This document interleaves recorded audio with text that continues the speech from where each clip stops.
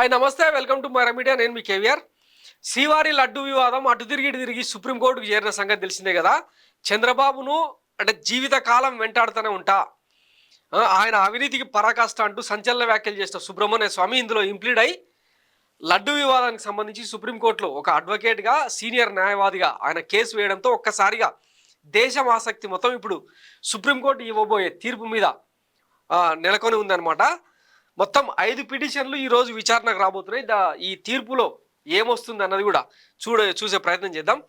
తిరుమల లడ్డు ప్రసాదంలో జంతు కొవ్వు, చేప నూనె వంటి పదార్థాలు కలిపారన్న ఆరోపణలపై సీఎం చంద్రబాబు చేసిన వ్యాఖ్యలను సుప్రీంకోర్టు ఇవాళ విచారించనుంది. ఈ విషయంపై బీజేపీ సీనియర్ నేత మాజీ ఎంపీ సుబ్రహ్మణ్య స్వామి, టీటీడీ మాజీ chairman, Rajya Sabha MP YV Subba Reddy petition వేశారు.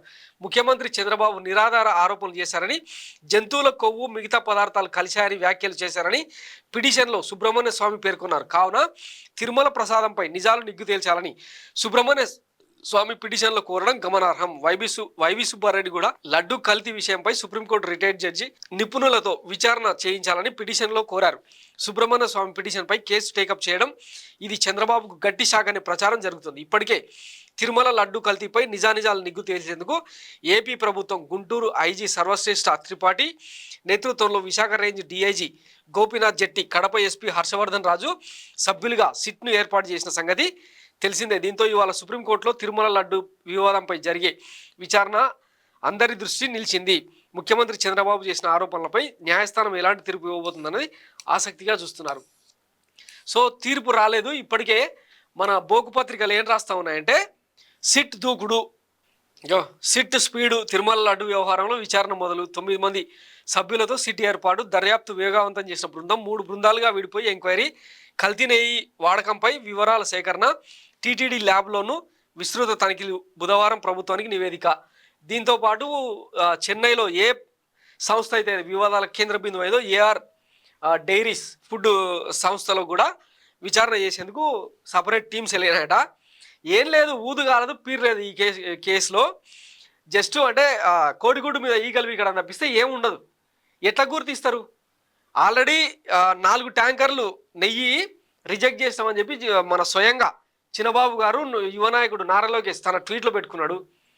తర్వాత కల్తీ నెయ్యి అనే అది లోపలికే వెళ్ళలేదు, అసలు లడ్డులోనే కలవలేదు అని చెప్పి చెప్తా ఉన్నారు. టీటీడీ ఈఓ శ్యామలరావు ఇప్పటికే 2-3 ప్రెస్ మీట్లలో స్పష్టం చేసిండ్రు.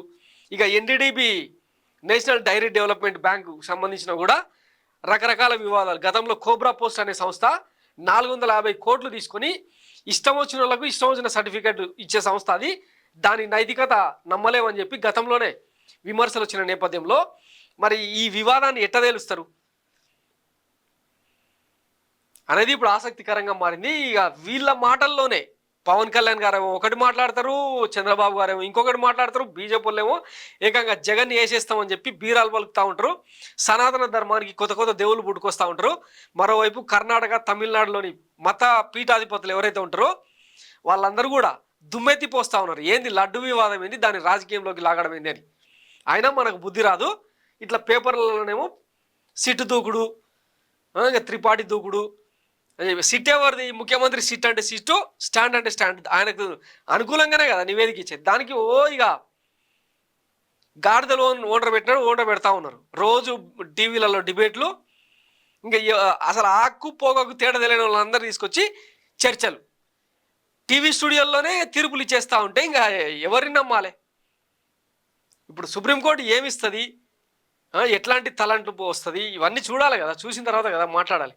అసలు లేని వివాదాన్ని ఎత్తిన పెట్టడమే ఒక పెద్ద మహాపాపం. ఇంతకుముందు చెప్పుకున్నాం కదా, విజయవాడ వరదలకు సంబంధించి ఇప్పటికీ అంటే 25-30 రోజులైనా కూడా బాధితులకు సరైన న్యాయం అందలేదని కలెక్టరేట్ ముట్టడికి ప్రయత్నం చేస్తూ ఉన్నారు. స్టీల్ ప్లాంట్ కార్మిక సంఘాలన్నీ కూడా రోడ్డు ఎక్కి నిరసనలు వ్యక్తం చేస్తూ ఉన్నాయి. ఇట్లా రాష్ట్రం అడ్రస్ చేయాల్సిన, కూటమి ప్రభుత్వ నేతలు అడ్రస్ చేయాల్సిన సమస్యలు చాలా ఉన్నాయి. బొచ్చడు సూపర్ 6 హామీల అమలుకు సంబంధించి, షణ్ముఖ వ్యూహం హామీల అమలుకు సంబంధించి వీటన్నిటి గురించి మాట్లాడకుండా లడ్డు వివాదాన్ని కేంద్ర బిందువుగా చేసి పాలన సాగిస్తూ ఉన్నారు. ఇక ఈ పాపం ఎప్పుడు పండుతుందో ఏందన్నది వేచి చూద్దాం. Thanks for watching Mara media. నేను మీ కేవీఆర్. Thank you.